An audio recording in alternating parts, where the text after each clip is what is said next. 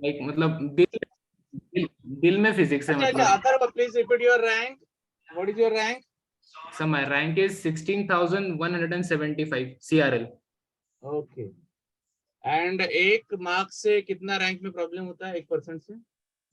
So, well sir, exam पे depend. If will talk about JEE Mains, max to max अगर suppose एक negative में चला गया लाइक, या फिर एक क्वेश्चन नहीं कर पाए, 5 मार्क चले गए एक क्वेश्चन की वजह से, it nearly takes you thousands and thousand times behind. Okay. And please repeat your strategies because I'm recording the session. या How you? समझ स्ट्रेटेजी मतलब ऐसी कोई परफेक्ट स्ट्रेटेजी नहीं थी. Consistency was itself a strategy. मैंने कोई ऐसा अलग ऐसा कोई तोफ चीज नहीं की कि यही करना चाहिए, इतने घंटे पढ़ना चाहिए. What I did was just consistently करते ही गया मतलब. वो डेली रहता कितना है घंटा सेल्फ स्टडी करते थे? सेल्फ स्टडी सर, मतलब टोटल टाइम किया तो 9 आवर्स तक जाता था. इफ यू उसमें से अगर आप कोचिंग हटा दोगे तो 5 to 6 आवर्स कोचिंग चलती थी एंड 9 आवर्स टोटल हो जाता था. Means 6 hours coaching and 3 hours self study. या सर या. लेकिन सर वो 3 घंटे ऐसे कि फिर कुछ भी नहीं बीच में. Okay, that's great. Non-stop. वही important है. Consistency is important. हाँ सर विचारू. हाँ अरे बिंदास हिंदीमध्ये विचार, बाकी मी रेकॉर्डिंग पाठवणार आहे. हाँ मैंने आपसे सर पूछा था कि फिजिक्स आपका फेवरेट है इसलिए आपको फिजिक्स में अच्छे मार्क्स आते हैं और आपको फॉर्मूला याद हो जाते हैं, यही बोले थे ना आप? नहीं वैसे फॉर्मुलेटिकली मैं कभी गया नहीं कौन से भी सब्जेक्ट में. फॉर्मूलाज मैटर नहीं करता. I feel derivation is something that is more important, क्योंकि डेरिवेशन वो प्रोसेस जब आपके ध्यान में रहती है ना, तो वो पूरे प्रोसेस में से कहीं से भी क्वेश्चन आने तो you can just clear it out. ऐसा नहीं कि अपन क्या करते कि आखिरी में रिजल्ट्स ध्यान में रख देते एंड उसी को यूज कर देते हैं. लेकिन जब एक क्वेश्चन वो डेरिवेशन के बीच से आ जाता है, जैसे डॉपलर इफेक्ट में आपने पढ़ा होगा, मतलब कोई भी टीचर जब भी सिखाता है डॉपलर इफेक्ट में पहले वो एक वेव ड्रॉ करता है, फिर उसके टी सेकेंड्स बाद एक और वेव उसके जस्ट बाजू में ड्रॉ करता है. ऐसे करते करते वो बताता है कि फ्रीक्वेंसी कैसे इंक्रीज होती है या फिर कैसे डिक्रीज होती है. अपन तो डायरेक्ट डॉपलर का फॉर्मूला याद कर लेते हैं ना लास्ट में. आपको पता होगा फॉर्मूला क्या है? I think F naught into V plus minus V naught upon V minus velocity of Talking about the Doppler effect in Doppler sound, right? effect. Yeah, exactly, sir. As well as in light. Doppler effect in light also. Yeah, exactly. तो sir वो अपन तो mostly अपन formulas से कर लेते हैं, आगे बढ़ जाते हैं, क्वेश्चंस हो जाते हैं, रिपीटेटिव वही क्वेश्चंस कर लेते थे, अपने को लगता है कि अब तो हो गया. लेकिन जब एक बीच में से क्वेश्चन आ जाता है देन फंस जाता है. So I think derivation is more important even for mains advance. अभी तो देखा गया तो मींस फॉर्मूला रटने के साथ साथ उसको कहां से डिराइव हुआ है, दैट इज आल्सो इंपॉर्टेंट. या सर आई थिंक क्योंकि जब वो चीज अगर क्लियर होगी ना सर, तो और बेटर तरीके से इज इट फॉर फिजिक्स और मैथ्स और फॉर बोथ? क्या sir? That derivation part is important for physics, maths और for both? I feel for maths as well sir. Advance अगर एडवांस को टारगेट कर रहे हो देन श्योरली फॉर मैथ्स. लेकिन अभी जिस तरह से जेई मेंस में क्वेश्चंस एडवांस को भी टच करते हैं तो डेफिनेटली यार डेरिवेशन करना ही पड़ेगा, नो डाउट. तो ज्यादातर ऐसा होता है कि जिनका फिजिक्स स्ट्रांग होता है उनका केम वीक होता है, तो आपका साथ ऐसे हुआ था? मेरा मैं बोलूंगा सर गुस्सा करेंगे, मेरा मैथ्स ही वीक है. अरे तुला संजय दिलेलं की. हाँ yes sir. Still sir still तुम्ही सिंगेज देऊन सुद्धा सर, मतलब इतना सिंगेज दे के भी कुछ नहीं हो पाया. आई फील रिग्रेट है सर उसके बारे में. मैंने फुल ट्राई किया मैथमेटिक्स के लिए. पूरा फिजिक्स संजय सॉल्व किया था? क्या सर? पूरा संजय सॉल्व किया था? कॉन्सेप्ट एप्लीकेशन सारे किए सर ऑनेस्टली, एक भी नहीं छोड़ा. Concept application is okay but all questions solve किए थे? Exercise sir strong topics like conics के कर लिए थे, क्योंकि मोस्टली कहते थे कि वही से पूछने के ज्यादा चांसेस है. तो कोनिक्स का तो एक भी क्वेश्चन नहीं छूटा सर, तो गलत भी नहीं हुआ. Conics is best. और सर कोनिक्स कैलकुलस आपने जो जो सीखा है ना सर, उसमें से एक भी क्वेश्चन नहीं आया सर, इतना तो है. मैं तो हमेशा बोलता हूँ मैं 20,000 सीखा तो उसमें से एक भी नहीं आने वाला. बट वो कंसेप्ट आए थे. कौन से वाले सर? जो मैंने सिखाए थे वो कंसेप्ट. वो लास्ट मतलब हर एक के जैसे कोनिक्स के लास्ट में आपने बताया था पैराबोला पे कुछ एडवांस, फिर एलिप्स पे कुछ एडवांस, जैसे वो ऑर्थोगोनल पॉइंट्स हो गए सर. 3 नॉर्मल्स ड्रॉ किए पैराबोला में, उस पे भी क्वेश्चन आया था. वो तो सर मतलब जैसे ही वो आया मैं मतलब लकी था वो टाइम, वो क्वेश्चन हो गया. तो यही मैं बताता हूँ कि मैं हर साल 2 साल में 20,000 क्वेश्चन भी सीखा, उसमें से एक भी नहीं आने वाला, वो फैक्ट. बट जो कंसेप्ट सीखाऊंगा वो रिपीट होगा. Concept matters sir. यस. फिर हाँ बोल राजेश. किसी ने पूछा था सर, आई थिंक केमिस्ट्री के बारे में पूछ रहा था कि मेरा केमिस्ट्री वीक है कि नहीं है. हाँ तो केमिस्ट्री मतलब मेरा वैसा कुछ, केमिस्ट्री वीक नहीं है मेरा, केमिस्ट्री उल्टा फास्टर है, आई वुड रिलेटिवली बहुत फास्टर है as compared to even physics, क्योंकि एक स्ट्रेटेजी होती है एज यू सॉल्व पेपर। मैं तो लाइक CPM से जाता हूँ, first I hit over chemistry, क्योंकि chemistry is like conceptual thing, मतलब कॉन्सेप्ट ज्यादा है, थोड़ा फॉर्मूला थोड़ा कम है। If you will focus on inorganic and organic तो कॉन्सेप्ट ज्यादा है, फिजिकल में फॉर्मूला आ गया तो आ गया, क्योंकि अब देखो यार फिजिक्स और मैथ्स तो वैसे ही फॉर्मूलों से भरे हुए हैं, तो एग्जामिनर क्यों ही पूछेगा फॉर्मूला फिर से एक बार, फिजिकल केमिस्ट्री में क्यों ही पूछेगा, पहले ही तुम्हारा मैथ्स और फिजिक्स फॉर्मूला से भरा पड़ा है। So what examiner would try to do is कि वो फिजिकल केमिस्ट्री में भी कॉन्सेप्ट उखाड़ के निकालेगा, वही पूछ लेगा, हो सकता है, पॉसिबल है। सो फिजिकल केमिस्ट्री का कॉन्सेप्ट ही करो, और मेरा केमिस्ट्री फास्ट था रिलेटिवली, लेकिन इतना भी स्ट्रांग नहीं था, but it was faster than physics. तो मैंने स्ट्रेटेजी की था कि chemistry, physics and then mathematics, उससे I think time management proper हो पाया था। That was the reason paper at least मैं लास्ट तक सारे क्वेश्चंस विजिट कर पाया, नहीं तो आई थिंक वो भी नहीं होता। थोड़ा रॉन्ग है, केमिस्ट्री, मैथ्स एंड फिजिक्स होना चाहिए, physics always at the end, it's okay. And yes Rajan bro, नहीं आपसे तो मैंने बोला है, बोला नहीं बोलूंगा, आस्क योर डाउट्स। आपका पूरे दिन का टाइम टेबल क्या था? लाइक मेरा फिक्स शेड्यूल नहीं था, डिपेंड करता था मतलब मेरा, मतलब बीच बीच में कभी प्रॉब्लम्स आ जाते थे, कुछ और काम निकल गया सपोज घर का, तो शेड्यूल में अपने आप एडजस्ट कर लेता था वो टाइम से। लेकिन एक चीज फिक्स थी कि यार 9 घंटा तो करना है, चाहे कैसा भी हो, उतना ही सोना है, उतना ही पढ़ना है, दैट्स इट। फ्लेक्सिबिलिटी थी टाइम टेबल में, ऐसा नहीं कि मतलब पहले यही सब्जेक्ट लो फिर यही सब्जेक्ट लो फिर नो, ऐसा नहीं था, फ्लेक्सिबिलिटी थी। आपने बोर्ड्स के साथ कैसे डील किया फिर? आपको बोर्ड्स में कितना है? बोर्ड्स का मैं बताऊंगा तुम सही में हंस जाओगे, मतलब how much you got in boards? 87% HSC board, maths mathematics 80, physics 97 and chemistry बहुत बुरा गया सर, क्योंकि केमिस्ट्री कॉन्सेप्चुअल ज्यादा था, chemistry 70 only. And sir boards की स्ट्रेटेजी मैंने मतलब मेंस और इसका सिलेबस तो ऑब्वियसली सेम ही है ना, तो ज्यादा अलग करने की कोई जरूरत नहीं है, बस टेक्स्ट को पढ़ना या फिर लर्निंग करना। तो मैंने nearly 7 days before he Navneet के डाइजेस्ट ला लिए थे, मतलब 7 दिन बाकी थे बोर्ड्स को, and I bought the digest and I started. फिर मैंने मेंस को पूरा असाइड कर लिया, देखने का भी नहीं, कुछ छूने का भी नहीं, hard means you are recommending Navneet digest, Navneet promotion नहीं है सर, लेकिन वो अच्छा लगा मतलब। नहीं, ऑब्वियसली अदर पब्लिकेशन से एनी टाइम बेटर है। या अगर सर CBSE होता तो आई थिंक कुछ और बहुत सारे भी है पब्लिकेशन। नहीं, मोस्टली तो अपन महाराष्ट्र में HSC बोल Yeah. रहे हैं। तो recommend books for physics, chemistry, maths as per your suggestion. I would recommend HC Verma initially, क्योंकि ऑल्दो वो बुक जेई के रिलेटेड बिल्कुल भी नहीं है, वो तो उन्होंने भी कहा है कि ये बुक जेई के लिए बनी नहीं है, जस्ट कांसेप्ट है उसमें। तो कॉन्सेप्ट इतना अच्छा है कि मतलब that is the reason my physics is strong, I must say, क्योंकि हर तरह मतलब आप सोच नहीं सकते कि ऐसे क्वेश्चन भी बनाए हैं उन्होंने। इट्स लाइक प्रैक्टिकल लाइफ में जब चीजें चलती है ना, तब जब आपको फिजिक्स दिखता है प्रैक्टिकल लाइफ में, then you fall in love with physics, I must से।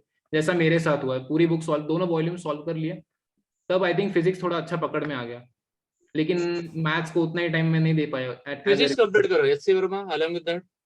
Physics along with HC Verma sir, इसके अलावा सर मैंने सिंगेज के थोड़े थोड़े किए, बस ज्यादा नहीं। एक्सरसाइजेस के क्वेश्चंस उठाए थे कुछ कुछ, जो आई थिंक डिफिकल्ट लेवल मुझे जाना चाहिए था। और इसके अलावा अगेन जब आप एडवांस की तरफ जाते हो, then some choosy questions of IE Irodov, that's it. Irodov definitely. What's about SBT? SBT समझा नहीं सर मैं। ओके, ठीक है, no problem, fine. For chemistry? For chemistry sir 3 books वैसे रिकमेंडेड है, I followed one of them. If you will go for organic, it's MS Chauhan, for questions only, not for concept अगर theory चाहिए हो, then you have Solomons, you have Morrison Boyd, और sir आपने एक भेजी थी पियर्सन की, वो भी बहुत सही थी। And for if will questions के हिसाब से बोलो तो इनऑर्गेनिक के लिए then you have VK Jaiswal again, question के हिसाब से। और NCERT is the god of inorganic, कुछ भी हो जाए उसमें से क्वेश्चन आना ही आना है। उसके बाद तो मोस्टली नहीं आता मेंस में। और फिजिकल के लिए एन अवस्थी है, but I didn't use that, I went with my notes because I thought my notes were strong enough to deal with physical chemistry. Obviously जो अपने हाथ से लिखे हैं वो हमें अच्छे लगते हैं, समझ में आता है। कोई भी सब्जेक्ट का नोट्स एडवांस को चीरने के लिए काफी, I think. Yes, yes. And what's about our favorite maths? Mathematics sir आपने सिंगल सीरीज तब से लगवाई तब से वही है सर, कोई चेंज नहीं, फिटजी पे भी नहीं गया, फिर अरिहंत पे भी नहीं गया, only and only सिंगेज। Cengage is the best. Cengage के साथ अरिहंत का डीपीपी अगर कोई करता है एंड ऑब्जेक्टिव आरडी शर्मा करता है तो कोई चैलेंज नहीं है। आरडी शर्मा सर मैंने किया था सर एकदम स्टार्टिंग में, 1-2 महीने में, लेकिन सारे चैप्टर्स नहीं किए, जस्ट एक स्पीड बनने के लिए। आरडी शर्मा सब्जेक्टिव वाला नहीं, आरडी शर्मा एक स्पेशल ऑब्जेक्टिव का बुक आता है विदाउट सॉल्यूशन, ओनली आंसर के होता है, काफी अच्छे बुक्स, ग्रेट।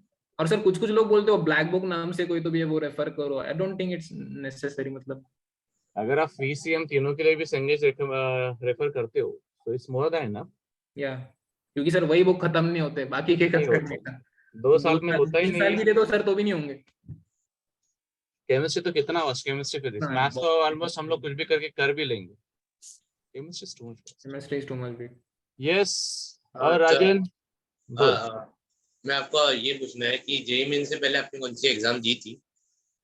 नहीं बस बोर्ड से दिया था बस यार, और कुछ नहीं दिया था इसके अलावा। डायरेक्टली जेईई मेंस में अपीयर हुआ। फिर जो जेईई सेंटर में आप पहुंचे और तब का जब एनवायरनमेंट देखा तो आपका जब पेपर भी सामने आया तो आपको कैसा अलग फील हुआ था? That deals with your exam temperament. आपको डर लग रहा है, वो पेट में नहीं होता क्या, वो कुछ तो भी तितलियां उड़ती है कहते हैं तो ऐसा मेरे साथ नहीं हुआ।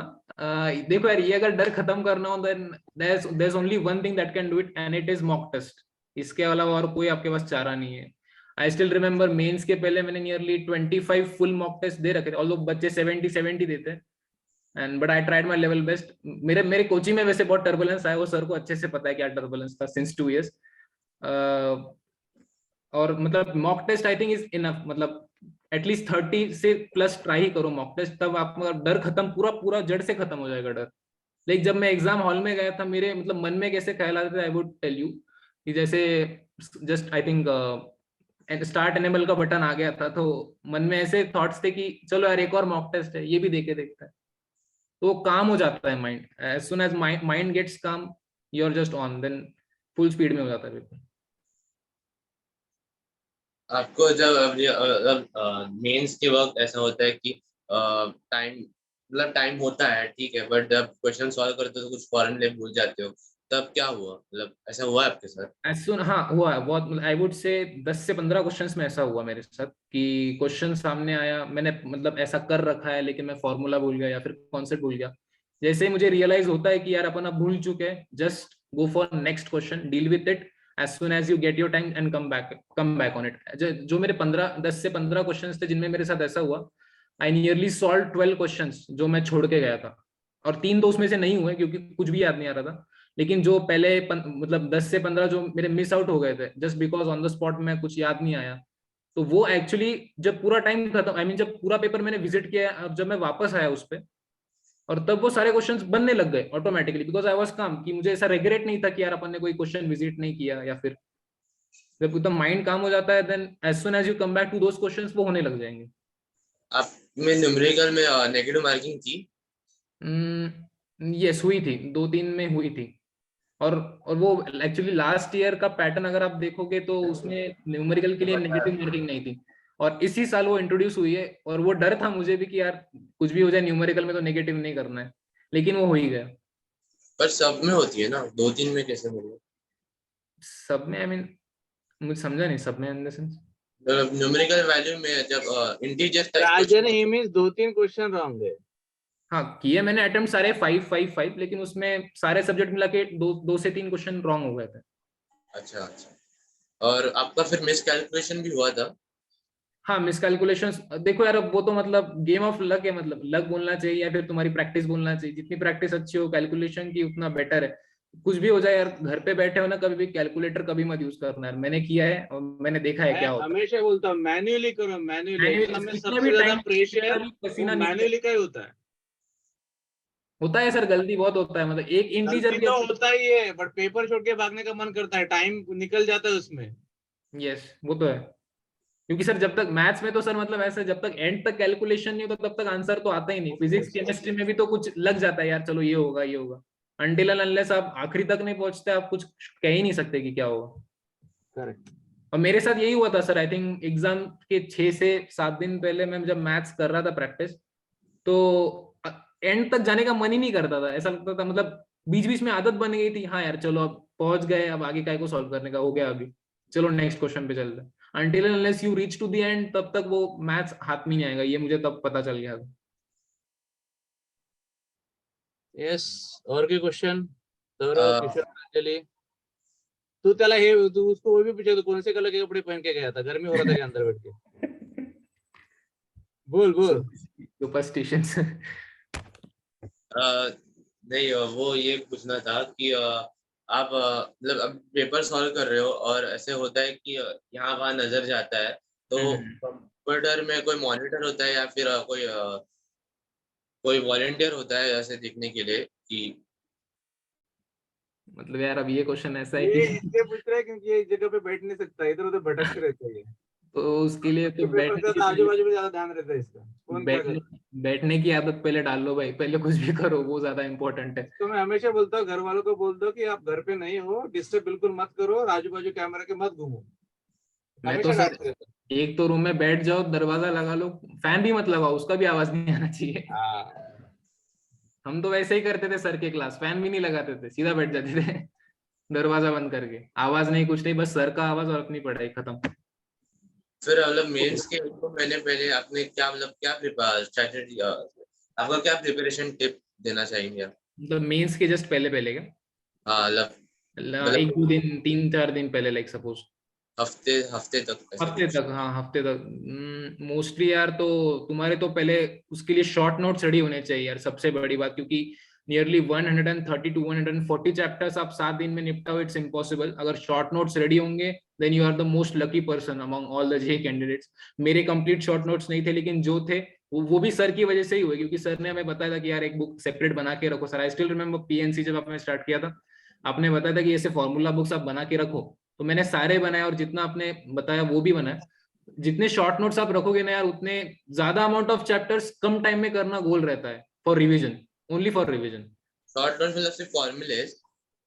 शॉर्ट नोट्स में कंसेप्ट भी होते हैं। शॉर्ट नोट्स यार देखो पर्सनल रहता है, मतलब अभी किसी का कुछ हो सकता है, इट डिपेंड्स कि आप कौन सी चीज ज्यादा भूलते हो। जो चीज आप ज्यादा भूलते हो वो आपको शॉर्ट नोट्स में इंक्लूड करना चाहिए, आई फील। और समझो ऐसा कोई चैप्टर हो गया क्लासेस में कोचिंग में जो आपको चैप्टर टफ गया और बाद में अपने सर वो वापस डाउट पूछा, या फिर आपने आपको वो फिर भी नहीं आया और अपने एक दो चैप्टर छोड़ दिए मेंस के लिए जब? लाइक मेरे साथ ऐसा एक चैप्टर के साथ हुआ है, और वो सर को पता है, वो कॉम्प्लेक्स नंबर ही होगा लेकिन सर लकीली उसका क्वेश्चन नहीं छूटा, क्योंकि देखो यार कुछ कुछ चैप्टर्स होते हैं ना, अपने को लगता है कि होता नहीं है, छोड़ दो क्या होगा, लेकिन तो अगर एक्चुअली आसान वही क्वेश्चन आ गया, आसान क्वेश्चन आ गया तो क्यों रिस्क लेना है, मतलब कुछ तो पढ़ के जाओ ही उसका। लाइक मैं कॉम्प्लेक्स नंबर का आई स्टिल रिमेम्बर एलिप्स के इक्वेशंस, सर्कल के इक्वेशंस, हाइपरबोला के इक्वेशंस, स्ट्रेट लाइन के इक्वेशंस, उनका मतलब interpretation of geometrical geometrical interpretations पढ़ के इंटरप्रिटेशन गया ऑफ था, कॉम्प्लेक्स नंबर। और लकीली उसी पे क्वेश्चन आ गया आर्गुमेंट पे, ज्योमेट्रिकल इंटरप्रिटेशन पे, और वो हो गया। सो आई वाज लकी और इन दैट केस। मेंस में हर एक मतलब हर एक टॉपिक से हर एक जो टॉपिक होता है समझो मैथ्स में, तो उसमें से हर एक सम आता है हर एक चैप्टर से? हाँ, अभी सिलेबस आपको देखना चाहिए, मतलब कौन सा डिपेंड करता है, कुछ कुछ टॉपिक का इंपॉर्टेंस ज्यादा होता है, कुछ कुछ का कम होता है, प्रोबेबिलिटी का गेम है, अभी वो कह नहीं सकते कि कौन सा आएगा, लेकिन आएगा तो सिलेबस में से आएगा। लेकिन अगर आपको ऐसा इंपॉर्टेंट चैप्टर है और अगर आपको वो पक्का नहीं है, और अब छोड़ने की आप उसको रिस्क ले रहे हो, तो बिल्कुल मतलब कुछ तो पढ़ के जाओ, क्योंकि वो चैप्टर इंपॉर्टेंट है। अगर लाइक लेट से पॉलीमर है सपोज केमिस्ट्री में, उसका चांसेस बहुत कम है आने का, अगर आप वो छोड़ के भी चले गए बाय चांस, तो शायद आप बच भी जाओगे शायद। हाँ। लेकिन कॉम्प्लेक्स नंबर जैसे, या फिर कोनिक्स हो जाए, ऐसे कोई अल्डिहाइड्स एंड कीटोन्स हो जाए, फिजिक्स में लेट से मैकेनिक्स में कुछ अच्छा जैसे रोटेशनल मोशन हो जाए, ऐसे चैप्टर छोड़ के जाओगे तो फिर बहुत हाई रिस्क पे। अच्छा, अभी आपका एडवांस में है और आपका एडवांस का क्या प्लान होगा? एडवांस का प्लान तो लाइक मैंने as soon as as soon as मतलब मेरा फर्स्ट अटेम्प्ट हो गया, मैंने सेकंड अटेम्प्ट की तरफ फिर देखा भी नहीं, मतलब तभी से एडवांस का प्रिपरेशन स्टार्ट कर दिया था 2 दिन बाद। मतलब जो मैंने ऑनलाइन लगाया था कोचिंग, वहां पे मैंने स्टार्ट कर दिया, वहां पे वो स्टार्ट हो गया था एक्चुअली एडवांस का। तो You second were attempt, talking about physics वाला ना? या एग्जैक्टली सर, एग्जैक्टली एडवांस में फिजिक्स वाला What's जो the मैं, problem? Please discuss with students because plenty of students joining online and what type of problem they are getting there. मतलब वहां पे क्या उनको प्रॉब्लम फेस कर रहे हैं वो क्या? हाँ, स्टूडेंट्स क्या प्रॉब्लम फेस कर रहे हैं, एडवांस का क्या प्रॉब्लम है? एडवांस में सर स्टूडेंट्स ऐसा प्रॉब्लम मतलब मोस्टली ऐसे ही फेस करते कि राइट एक्सप्लेनेशन कभी कभी नहीं मिलता, हो सकता है, मतलब डिपेंड करता है हर एक पे कि कितनी की मतलब कैसी ग्रास्पिंग पावर है। कभी कभी क्वेश्चंस में गलतियां हो जाती है तो कमेंट सेक्शन में बच्चे डाल देते हैं यार ऐसा है, ऐसा ऐसा करो, ये करेक्शन था, तो उस पर डिस्कशन चलते रहता है, कभी उसमें प्रॉब्लम्स आ जाती है, कभी कभी डीपीपीज में मिस्टेक रह जाती है तो फिर एक अलग प्रॉब्लम आ जाता है, लेकिन डीपीपी सोल्यूशन भी डिस्कस होता है तो उसमें वो क्लियर भी हो जाता है, लेकिन सो तब अपन ये तब तक कह प्रॉब्लम रहे नहीं है। हैं सर, ऐसा बोल बोल। वेदांत तो बायजू से ऐसे प्लेटफॉर्म में हम लोग को एडमिशन लेना चाहिए। यार अब देखो, डिपेंड करता है वो इंस्टीट्यूट का कितना एक्सपीरियंस है, जो इंस्टीट्यूट से मैं अभी पढ़ रहा हूँ उसका experience for advance I think इतना नहीं है जितना होना चाहिए, ऑल्दो उनके पास फैकल्टीज जरूर है। ये अब पर्सनल चॉइस है यार, ये डिपेंड करता है, लेकिन कौन से भी प्लेटफॉर्म में जाओ यार उस पर फेथ पूरा रखो, क्योंकि मेरे साथ ऐसा हुआ है कि 2 इयर्स की कोचिंग में कभी कभी मैं यहाँ देखता था, कभी यहाँ देखता था, तो कंफ्यूज हो जाता है यार कहाँ जाऊँ यार मैं। तो फेथ रखो प्लेटफॉर्म पे, आई थिंक जब आप फेथ रखते हो then you would not do a time pass कि यार यहाँ जाओ या फिर यहाँ जाओ, उससे आपका ही टाइम बचेगा।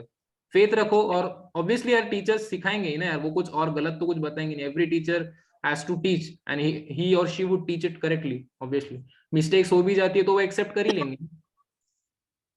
बट आप फिर और भी जो ऑनलाइन उसका क्वेश्चन वैलिड है कि ऑनलाइन जो भी प्लेटफॉर्म्स है उस पे आपका मैक्स टू मैक्स मेन तक का हो जाएगा, यस सर। एडवांस के लिए नहीं हो सकता, नहीं, चाहे एडवांस के जितना लिए, वो जोर लगा। एडवांस के लिए सर मतलब एनवायरनमेंट ऐसा चाहिए कि आपको पता है सर एनवायरनमेंट कैसा चाहिए एडवांस, इंटरेक्शन ज्यादा होनी चाहिए, इंटरेक्शन क्वेश्चंस ज्यादा क्लियर चाहिए। करने पड़ते हैं।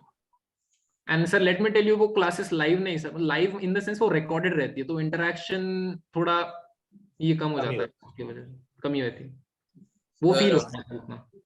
मेरे क्लास में थोड़े जन है ना, जो हम लोग क्लासेस में भी आते हैं वेदांत में पढ़ते हैं, तो उन लोग को जीओसी मतलब अपना ऑर्गेनिक केमिस्ट्री है, तो उसमें वो कार्बन के चेन्स कितने होते हैं वो सब वो होता है ना, तो उन लोग को वो चेन मतलब कितने ब्रांच चेन है वो सब वो उतना भी नहीं आता, तो मतलब उनका ऐसे बोल सकते हैं कि क्या बोलते हैं जो वेदांत बायजूस है वो सिर्फ मेंस तक ही सिखाते हैं, तो एडवांस तक रीच आउट करना इम्पॉसिबल है किसी के लिए।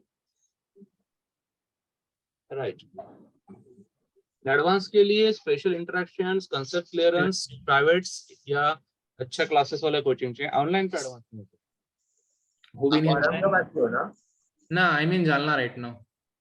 नहीं नहीं, आप मतलब आपका अपने पढ़ाई कहाँ से की 11-12? जालना से ही की, मतलब 2 साल से मैं जालना में ही हूँ, यही रूम में हूँ और कहीं हिला भी नहीं हूँ। अच्छा, तो फिर वहाँ पे क्लासेस के बारे में पता नहीं, पर मुंबई में इतने अच्छे क्लासेस नहीं है जैसे कंपेयर टू नॉर्थ इंडिया में, और जितना साउथ इंडिया में उतना एजुकेशन है। वो यार मैंने भी सुना है कि यार कुछ कुछ लोग बोलते हैं कि मतलब एलएन ने, लाइक अभी मैं पर्सनली नाम नहीं लेना चाहता, लेकिन बहुत सारे इंस्टीट्यूट है जैसे महाराष्ट्र में खोल के रखे, लेकिन फिर वहां वहां के स्टूडेंट मुझे आके बोलते हैं यार रिजल्ट ना यार कोटा ही लाता है, ये बाकी कोई नहीं ला सकते। तो ये वही चीज बताता है कि जो मतलब कुछ कुछ ही ऐसी चीज मतलब जगह है वहीं से रिजल्ट मोस्टली निकलता है। तो आपको जितना 98 पॉइंट जितना परसेंट आया है वो काफी है एनआईटी में सीएस ब्रांच लेने के लिए। No not at all, CSE तो इसमें नहीं मिलेगा। If you talk about Visvesvaraya National Institute of Technology Nagpur, उसके लिए last year cut off was I think 5328 CRL and I have 16175, so it's impossible. इसके अलावा अगर आपके पास कोई रिजर्वेशन हो तो आई थिंक लग जाएगा, बट नो, इट्स इम्पॉसिबल। हाँ लग सकता है CSE, then you will have to go for lower NITs, क्या कौन सा? लोअर लोअर एनआईटीज जो अभी नए नए एनआईटीज आए ना उनमें आपको जाना पड़ेगा, शायद वहां पे आपको सीएस मिल सकता है, but if you go for old NITs, जैसे अभी VNIT was established in 1960, it's an old college, और ओल्ड कॉलेज पे कैसा है कि मतलब अभी डाटा कहता है कि प्लेसमेंट बहुत अच्छे होते हैं वहां पे, और अपन प्लेसमेंट देख के ही जाते हैं ना most of the times college में, हाँ, और ब्रांच भी वैसे ही सिलेक्ट करते हैं कि जिसमें प्लेसमेंट होना है, तो फिर कुछ कुछ कॉलेज ऐसे है जो मैकेनिकल ऑफर करते हैं लेकिन प्लेसमेंट जीरो है, वेस्टेज हो जाएगा। वो वैसे बाकी कुछ भी एग्जाम्स होते हैं ना, जैसे के लास्ट टाइम कुछ के से कुछ था एग्जाम, फिर के जी एफ ऐसा कुछ था ना, नहीं। PVPY you're talking about हाँ, it. भी है। और फिर ऐसे फिर तो ऐसे कोई तो एक एग्जाम है जिसमें BITS. हाँ, तो वो एग्जाम भी अच्छे है, जैसे मतलब Yeah, they are honestly the I think equivalent JEE के equivalent नहीं बोलूंगा, थोड़ा उससे कम बोल सकता हूँ. KVPY is good, yeah, obviously, because उसमें आपको एक अच्छा कॉलेज है IISc Bangalore, Indian institute of science, if I am not wrong sir. वो एक आई थिंक है कॉलेज आपको. Doing another type of M.Tech from IISc Bangalore. वो कैंसिल हो गया। और बिट्स के बाद तो फिर बिट्स में मुझे लगता है कि एग्जाम देने के लिए से कुछ 2 लाख भरने पड़ते हैं। एग्जाम देने के लिए 2 lakhs? नो, नहीं, ऐसा कुछ सुना था। It's 3,400 I think. या मैंने भरा था एंड अनफॉर्चुनेटली सर तबीयत खराब थी, बिट्स मेरा हाथ से चला गया सर, फॉर्म भर के भी बहुत बुरा लगा. क्योंकि सर बिट्स एक ऐसा एग्जाम है जो मैं नहीं छोड़ना चाहता था, लेकिन वो भी चला गया. तो और ये भी सुना है कि मतलब अपने सब क्वेश्चन अटेम्प्ट किए तो आपको बोनस क्वेश्चन भी मिलता है। हाँ, बहुत सारे क्वेश्चंस ड्रॉप होते हैं जब फाइनल आंसर की आ जाती है ना, तो क्वेश्चंस ड्रॉप हो जाते हैं. और नहीं, वो बोनस ड्रॉप क्वेश्चन मिलता है ना ना, ऐसा। तो जब बोनस मार्क्स है तो वो क्वेश्चन आपने अटेम्प्ट किया है तो बोनस मिलता है, या नहीं अटेम्प्ट करने पर भी मिलता सर ऐसा आई थिंक 2 कैटेगरीज में होता है कि फर्स्ट मतलब जब आप सिंगल करेक्ट क्वेश्चंस जो होते हैं अपने पहले 20 के, अगर सपोज उसमें से कोई बोनस का क्वेश्चन है और अगर वो आपने अटेम्प्ट किया है, अगर आपने अटेम्प्ट नहीं किया है तो आपको उसका बोनस का कुछ नहीं मिलने वाला. But if it is an integer और अगर आपने वो अटेम्प्ट किया तो वो आपको मिलेगा, और गिवन दैट कि वो बोनस में चला गया हो. ऐसा इस बार था, जहां तक मुझे इन्फॉर्मेशन. मतलब अटेम्प्ट किया और रॉन्ग गया तो बोनस, बट कंडीशन है कि वो इंटीजर में था. अगर वो सिंगल करेक्ट था और अगर आपने अटेम्प्ट नहीं किया और अगर वो बोनस भी है तो नहीं, अटेम्प्ट किया हो तो ही. तो फिर मार्क्स जल्दी उसी वक्त आ जाते हैं ना। ऑन द स्पॉट ही हो जाता वो, मतलब सबको ही दे देते, लाइक मतलब जिन्होंने अटेम्प्ट किया उनको.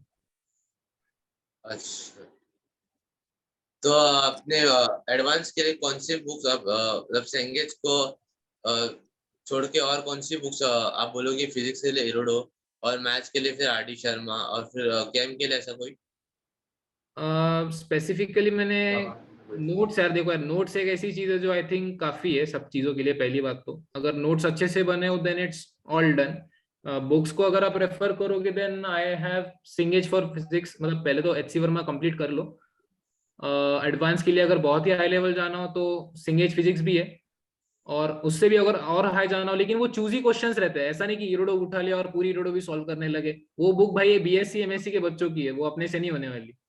उसमें कुछ सिलेक्टिव क्वेश्चंस रहते हैं जो करने रहते हैं, और वो क्वेश्चन केवल एक अच्छा एडवांस का टीचर ही बता सकता है, वो तुम नहीं डिसाइड कर सकते. इसलिए एडवांस की आपने कोचिंग मतलब कोई भी नहीं करा था इतना इजीली. आपने प्रीवियस ईयर क्वेश्चन किए थे? यस यस, वो तो सबसे बड़ी चीज है, प्रीवियस ईयर क्वेश्चन. PYQ का सेट खरीद लो एक अलग से, नहीं तो सिंगेज के आखिरी में होते ही PYQs, but they are not enough I think, क्योंकि वो बहुत सारे नहीं है. तो फिर मतलब प्रीवियस ईयर क्वेश्चन की कुछ मदद हुई ऐसे बहुत? है। दिशा पब्लिकेशन इसमें दिशा मैक्सिमम क्वेश्चन कवर होता है, पब्लिकेशन, क्योंकि सर उसमें दिशा पब्लिकेशंस का एक फायदा है कि एडवांस और मेंस सेग्रीगेट कर रखा है. एग्रीगेट करके रखा है, बाकी इसमें सर सब वो मिक्स है अरिहंत वालों में सर मतलब उन्होंने कॉन्सेप्चुअली कर रखा है टॉपिक वाइज. उसमें टॉपिक। प्रॉब्लम आता है सर, मतलब मेंस का करूँ या एडवांस का करूँ वही समझ नहीं आता. दिशा दिशा पब्लिकेशंस में ऐसा था कि पहले मेंस के पूरे निपटा लो, फिर एडवांस के लिए धीरे धीरे ट्राई करते रहो, एक एक क्वेश्चन जैसे जैसे होता रहेगा.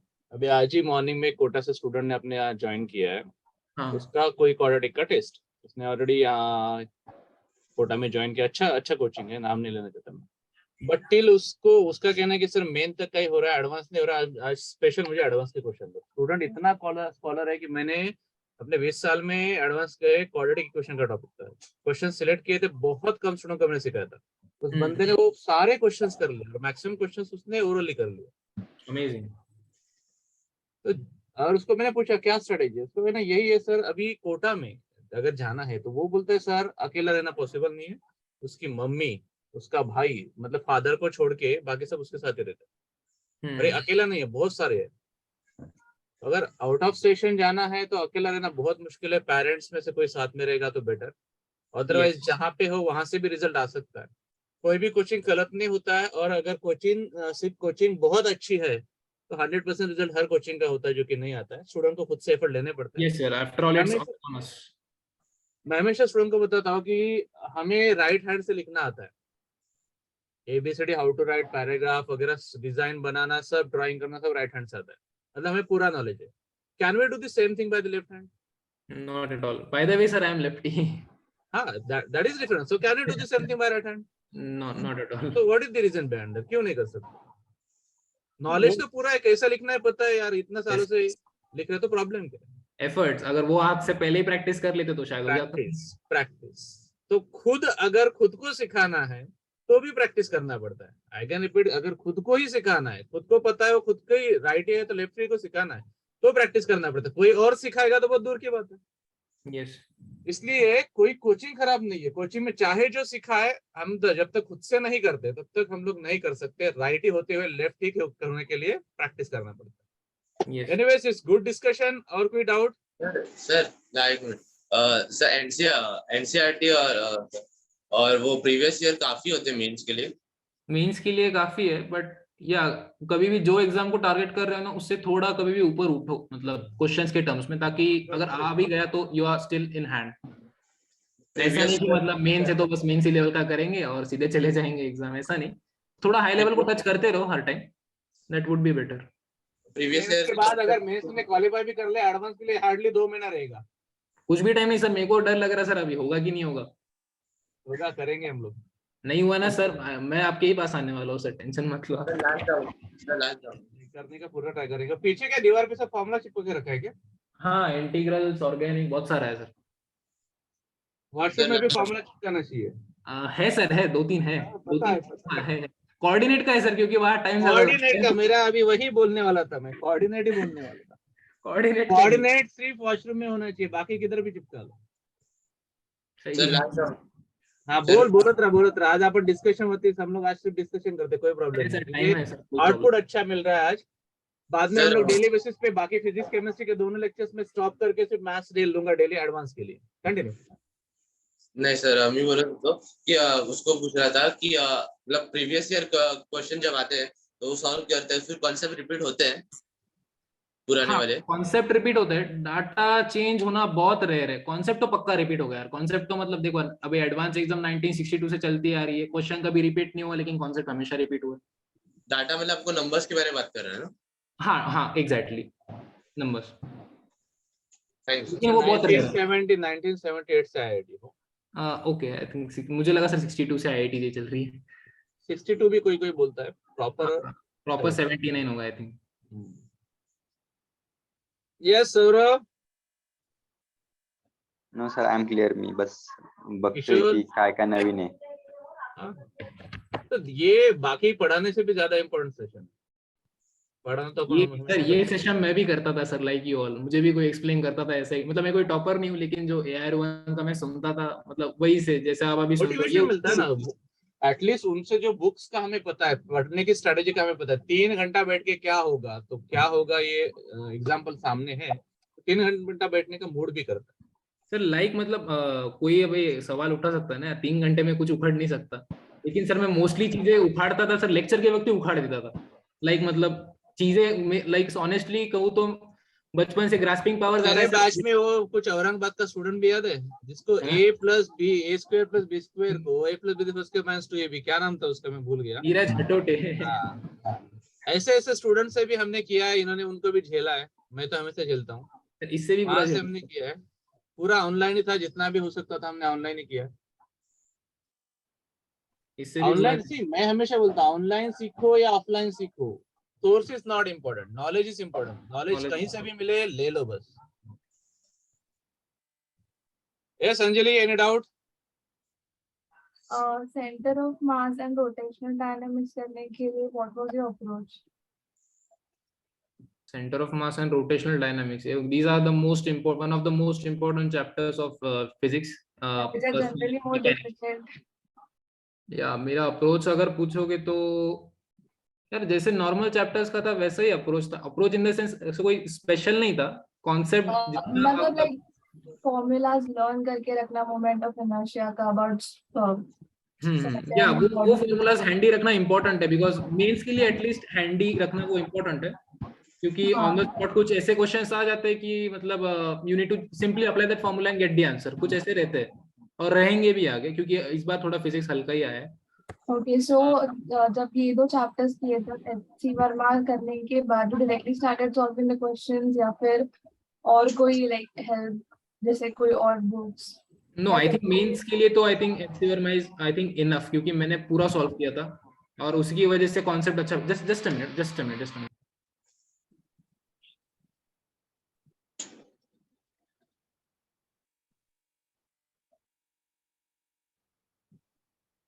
या मैंने एचसी वर्मा ही रेफर किया था if will talk for even for COM and rotational mechanics, और इससे अलावा तो कुछ रेफर नहीं किया, और अप्रोच वही रखी, कॉन्सेप्ट पे ज्यादा ध्यान दो यार। फिजिक्स में तो भाई कॉन्सेप्ट सबसे इंपॉर्टेंट है, चाहे जो हो जाए। इसलिए तो एचसी वर्मा का नाम जो है कॉन्सेप्ट फिजिक्स है, कॉन्सेप्ट ऑफ फिजिक्स है पर्सनली, इसलिए उन्होंने नाम कॉन्सेप्ट ऑफ फिजिक्स दिया है। हाँ, Yes, Anjali. एचसी वर्मा पूरा पढ़ने के बाद स्टिल इट हैपेंस कि कुछ सम सॉल्व नहीं होते एचसीवी से भी, सो अभी क्या किया? पहली बात तो यार थ्योरी एचसी वर्मा की रेफर नहीं भी की तो भी चलेगा, if you are good at any subject whatever doesn't matter. Theory अच्छा है रीड करना भी, मैंने तो ज्यादा रीड नहीं किया था एचसी वर्मा, मैंने सॉल्व ज्यादा किया था। और जब क्वेश्चंस में भटक जाते हो ना, you just try for it, क्योंकि टाइम वेस्ट नहीं ज्यादा होना चाहिए, क्योंकि एक क्वेश्चन अपने पास इतना टाइम नहीं है कि एक क्वेश्चन पे 2-3 दिन लगे ही रहे, बस जब तक नहीं होता तब तक करते रहेंगे। कुछ स्पेशल आखिरी के क्वेश्चंस जो है ना एचसी वर्मा के, वो है डिफिकल्ट, आई एग्री, क्योंकि मैं भी उससे गया हूँ। So what you have to do is, अगर एनकाउंटर आप करते हो कि क्वेश्चन नहीं हो रहा है या फिर थोड़ा टाइम लग रहा है, मैक्स टू मैक्स आप 3 से 4 घंटा दे दो एक ही क्वेश्चन के लिए, लेकिन अगर नहीं हुआ तो better you refer the solutions, क्योंकि ऑनलाइन सॉल्यूशंस रहते ही है। ओके, लेकिन तभी रेफर करना when you are completely out, कि अब नहीं हो सकता, मतलब कोई अप्रोच नहीं मिली, सारे कॉन्सेप्ट्स अप्लाई किए, कुछ पीछे के चैप्टर्स के भी आ ही जाते हैं, मतलब लिंक्ड है ना, लिंक्ड रहता है। कभी कभी एनएलएम के रोटेशनल मोशन में लग जाता है, कभी वर्क पर एनर्जी यूज होता है, सारे कॉन्सेप्ट अगर कुछ भी नहीं लग रहा, कुछ अप्लाई नहीं हो रहा, then you can I think go for solutions, that's a better choice. Okay. और एसएचएम जैसे सब लोग बोलते हैं कि इजी है, लेकिन कभी कभी उससे ऐसे क्वेश्चंस आते हैं जो सॉल्व भी नहीं होते, या एसएचएम काफी। सो एसएचएम कैसे किया? एसएचएम यार इजी बोलने वालों को मुझे बोलना है यार, वो इजी नहीं है, क्योंकि नहीं, एसएचएम में मैंने भी बहुत प्रॉब्लम्स फेस की है, क्योंकि वो एक ऐसा चैप्टर है जिसको आप मैकेनिक्स में भी अप्लाई करोगे, जिसको आप इलेक्ट्रोस्टैटिक्स में भी अप्लाई करोगे, जिसको आप मैग्नेटोस्टैटिक्स में भी अप्लाई करोगे। या 3 जगह इसका एप्लीकेशन है ये चैप्टर का। उसमें मैथमेटिक्स भी बहुत अच्छी है, मैथमेटिक्स बहुत अच्छी लगती है उसमें, आई थिंक इक्वेशंस, उसमें इंटीग्रेशन भी एक बार आपको आएगा when you derive the formula for SHM. और ऐसा नहीं है कि मोस्ट ऑफ द अपन देखते हैं ना कि एसएचएम में मोस्टली लिखा रहता है F is equals to minus के एक्स, हर बार वही। लेकिन इससे कुछ नहीं होता। नेसेसरी ऑन द स्पॉट अगर ऐसा क्वेश्चन बन गया कि an SHM follows the equation F is equals to minus के एक्स स्क्वायर, तो अनटिल एंड अनलेस आपको इंटीग्रेट करना अगर नहीं आता हो वो इक्वेशन को, तो you can't get the final equation, क्योंकि जैसे F is equal to minus के एक्स को जब आप इंटीग्रेट करते हो, you would surely get x is equals to a naught sin omega t, apply किया होगा आपने आई थिंक ये। लेकिन जब इक्वेशन चेंज हो जाता है ना, तो जो फंडामेंटल इक्वेशन ऑफ एसएचएम है वो जरूर चेंज होगा, और यही एडवांस करेगा अबाउट इट। क्योंकि हर टाइप के, जैसे आप बोर्स मॉडल में जाओगे, बोर्स मॉडल में I think mv square upon r, that is your centrifugal force is equals to the pulling force by the nucleus, right? The attraction force is equals to mv square upon r, the centrifugal force। लेकिन कभी कभी equation, fundamental equation अगर change कर दिया, questions में बहुत सारे ऐसे क्वेश्चंस है कि जो कहते हैं कि let us assume a certain Bohr model कि इट फॉलोज सर्टेन इक्वेशन, अगर इक्वेशन ही चेंज कर दिया then you need to know how to deal with it, and that is what concept is. तो हर वैरायटी के लिए, हर वैरायटी के लिए तैयार रहना आई थिंक ठीक। और एसएचएम के लिए प्रैक्टिस, वही यार प्रैक्टिस तो करनी पड़ेगी, मतलब एसएचएम हो, रोटेशनल मोशन हो। फिजिक्स में विजुअलाइजेशन कैसे किया? लाइक यार अब वो सबसे अच्छा पार्ट है, दैट इज वो तभी पॉसिबल है जब आप उसको प्रैक्टिकल लाइफ में देखोगे। लाइक जैसे मैं फैन का जब बटन ऑन करता हूँ, उसकी स्पीड बढ़ानी है हो, तो I just see the torque जो वो मैं नॉक पे लगाता हूँ घुमाते वक्त, मतलब यहाँ तक सोचते रहो। ओके, लाइक मतलब लाइक सपोज करें यहाँ पे टेबल पे बुक पड़ी है, so I could just visualize the mg force and the normal force that is counter balancing it. Okay, देखते रहो, हर चीज में फिजिक्स ढूंढते रहो, जब तक आप वो तीनों सब्जेक्ट हर चीज में नहीं ढूंढोगे ना, तो आई डोंट थिंक मतलब मजा नहीं आएगा। फिर तभी मजा आएगा जब आप ढूंढोगे। Okay, and inorganic के लिए is NCERT enough? या इनफ उसके आगे जाने की जरूरत ही नहीं है। अगर प्रैक्टिस करनी हो मतलब फॉर मेमोरी, लाइक मेरी रिटेंटिविटी बहुत कमजोर है, मेरी ग्रास्पिंग अच्छी है लेकिन रिटेंटिविटी मेरी बहुत कमजोर है, तो आई थिंक रिटेंटिविटी मजबूत करने के लिए I think you should practice VK Jaswal. Okay, thank you. So, बोला बोला तुमचे संपणार नाही डायनो, बोला. नाही सर, हे विचारायचं की प्रीवियस ईयर में जो आए क्वेश्चन, तो उसमें से नया कॉन्सेप्ट कुछ आया था ये एग्जाम में? देखो यार, जहां तक मतलब अभी दो पेपर्स मैंने दिए, जितने पीवाईक्यूज मैंने किए उसमें से हार्डली 1 या 2 ही आए यार, वो भी कॉन्सेप्ट सेम रख के और डेटा सब चेंज करके। तो पीवाईक्यूज करता क्या है कि आपको कॉन्फिडेंस देता है आई थिंक। Good. हाँ मतलब क्योंकि बिकॉज पीवाईक्यूज करते वक्त आप ऐसा फील करते हो यार, अब अगर मैं ये एग्जाम में होता है ना, जब वो क्वेश्चन हो जाता है ना तो एक अच्छा कॉन्फिडेंस मिलता है यार, अपन ने जेईई एडवांस का क्वेश्चन सॉल्व कर लिया। लाइक मेरे साथ ऐसा होता था, लेकिन मैथ्स फिर भी जितना एक्सपेक्टेड था उतना गया नहीं। अपने वर्क पावर एनर्जी और मैकेनिक्स पार्ट को कैसे किया? कैसे सॉल्व किया मतलब ये कैसा क्वेश्चन है? जैसे सॉल्व करते हैं वैसे ही सॉल्व किया लाइक। प्रिपरेशन कैसे किया? अच्छा मैकेनिक्स के लिए क्या मतलब पर्सनली? अच्छा फिर कॉन्सेप्ट, फिर वही यार, फिर फिजिक्स में कॉन्सेप्ट है, कॉन्सेप्ट पे जितना ध्यान दोगे, जितना विजुअलाइजेशन आपका अच्छा होगा ना उतना अच्छा है। ये एक ऐसा एज है कि जिसमें इमेजिनेशन और विजुअलाइजेशन बहुत अच्छा है, लेकिन बस उसको फिजिक्स में लगाना है, बस इतना ही काम करना है।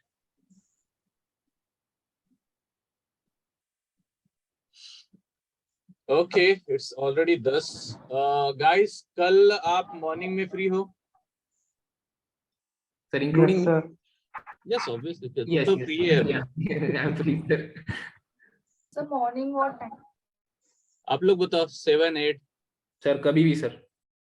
Sir, चलेगा सर, 7 बजे भी चलेगा।